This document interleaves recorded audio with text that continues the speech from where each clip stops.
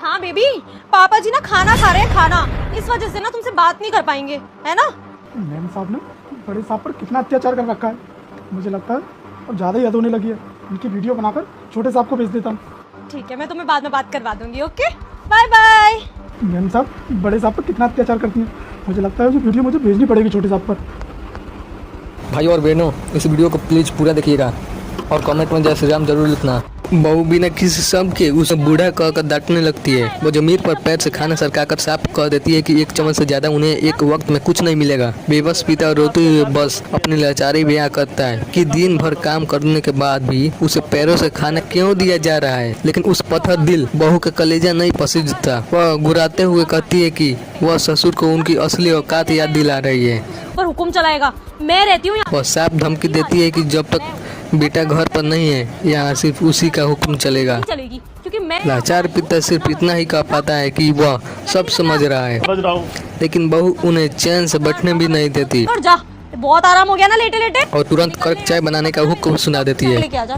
अगर बहू तुझे अत्याचार कर रही है, अगर मेरे बेटे को पता चला। ससुर जब कांपती आवाज में अपने फौजी बेटे का दर्द दिखाने की कोशिश करता है तो वो साथी और जोर से हंस पड़ती है। वो घमंड में चूर होकर कहती है कि उसने फोन पर पहले ही झूठ बोल दिया है और फिर वह बुजुर्ग को सीधे जान से मारने की खतरनाक धमकी देती है। याद रखियो, तेरा और तेरे बेटे का ना इस दुनिया में आखिरी दिन होगा, समझा।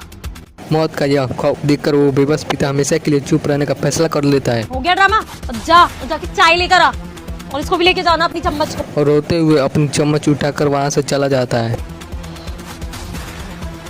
लेकिन तभी कहानी में सबसे बड़ा मोड़ आता है। घर का दरवाजा खुलता है और फौजी बेटा प्रिंस अचानक अंदर आ जाता है। कहाँ पे हो तुम दोनों? अरे कहाँ पे हो, जल्दी आओ। अचानक बेटों को सामने देखकर ससुर की आंखों में आंसू आ जाते हैं, फिर भी वो मुस्कुरा रहा था। तभी वो साथी बहू पलक झपकते ही संस्कारी बनने का ढोंग शुरू कर देती है और सरप्राइज देने के लिए पति की आरती उतारने लगती है। प्रिंस मुस्कुराते हुए अपनी पत्नी की तारीफ करता है और पिता से उनकी सेहत का हाल पूछता है।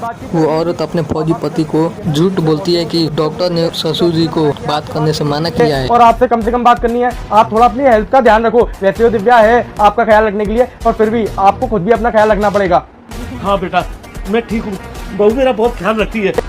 हाँ हाँ, वो तो दिव्या के संस्कार ही इतने अच्छे हैं कि वो अच्छे से आपका ख्याल रखती है। वैसे पापा, आजकल की खबरें मैं सुनता हूँ ना, तो मेरे पैरों के नीचे से ना जमीन खिसक जाती है। अभी कल परसों की खबर मैंने पढ़ी थी, एक फौजी की वाइफ थी और फौजी के जाते ही उसकी वाइफ उसके बाप के ऊपर अत्याचार करती थी, उसे मारती थी, पीटती थी, बर्तन धुलवाती थी, घर का काम कराती थी और खाने के नाम से उसे पैरों से खाना खिलाती थी।